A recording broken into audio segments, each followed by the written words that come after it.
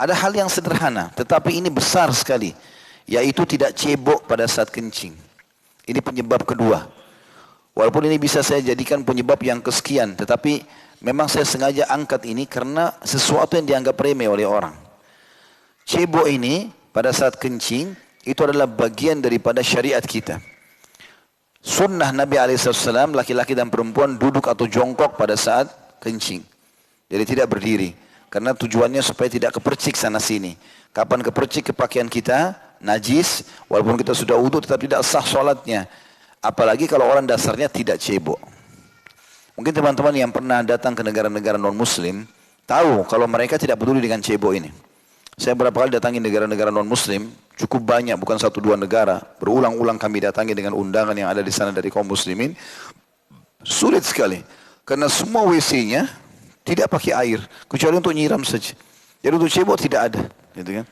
Harus menggunakan tisu. Saya tidak bisa membayangkan orang, maaf kalau buang air besar, kemudian hanya menggunakan tisu. Bagaimana dia bisa menganggap dirinya bisa bersih dan suci? Dan ini sumber penyakit. Belum lagi nanti suami istri akan biologis setelah melakukan perbuatan tersebut. Itu sangat kotor, gitu kan? Karena semua yang keluar, itu juga penelitian medis, yang keluar dari dua lubang ini, buang dari kemaluan, kalau air seni dan juga tinja dari dubur, dari bagian belakang, ini adalah ampas dan kotoran tubuh. Itu penyakit semua, makanya baunya nggak sedap, gitu kan? Dan memang itu dengan kuasa Allah SWT disuruh keluarkan. Dan ini ternyata memang dalam syariat kita justru diancam dengan sangat tegas. Sebagaimana hadis yang masyhur tadi sudah saya sebutkan, bahwasanya Nabi SAW bersabda, waktu melewati dua kuburan dan beliau mengatakan sesungguhnya, tentu riwayat lengkapnya begini, bahwasanya dari Ali ibnu Abbas lalu anhu beliau berkata, Rasulullah SAW melewati satu kebun dari beberapa kebun Mekah atau Madinah, lalu beliau mendengar suara dua orang yang sedang diazab dalam kubur. Lalu beliau bersabda, sesungguhnya keduanya sedang disiksa dan tidaklah keduanya disiksa karena perkara yang besar dalam pandangan keduanya. Tetapi ketahuilah, itu adalah perbuatan dosa besar. Yang pertama diazab lantaran tidak bersih dari buang air kecil. Kalau cebok saja tidak maksimal, sudah cukup datangkan azab kubur, bagaimana orang yang tidak cebok?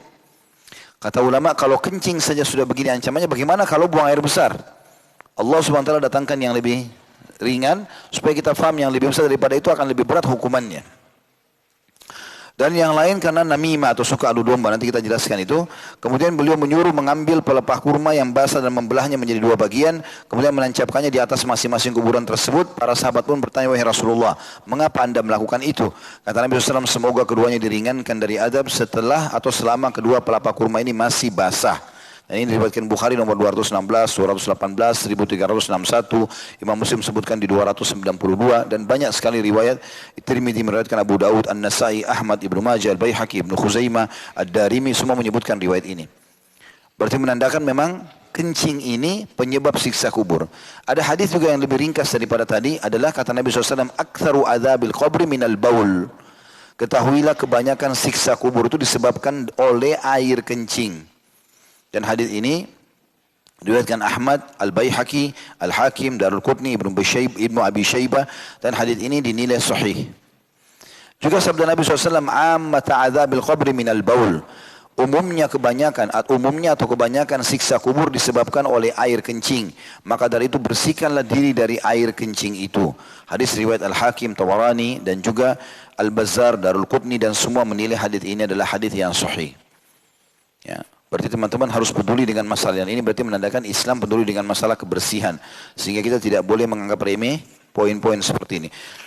Dan saya berharap teman-teman yang punya masjid, maka kalaupun harus ada tempat kencing bagi laki-laki yang berdiri, bisa dipasangkan seperti fiber ya. Saya lihat beberapa masjid bagus pakai fiber, sehingga kalau orang kencing berdiri pun tidak percik ke celananya. Ini satu program yang sangat bagus, menarik. Jadi kan daripada memang dibiarkan akhirnya terpercik sana sini. Juga sama dengan pencetan yang ada air. Ya. Karena biasa kalau yang otomatis, kita nanti pergi baru dia keluar airnya. Maka kita tidak bisa cebok kita secara otomatis. Loh ya, ini kan masalah sepele, tapi sebenarnya harus diingatkan. Karena jangan cuma karena modern. Akhirnya banyak orang tidak bisa melakukan ceboknya dan ini najis. Ini jadi dosa.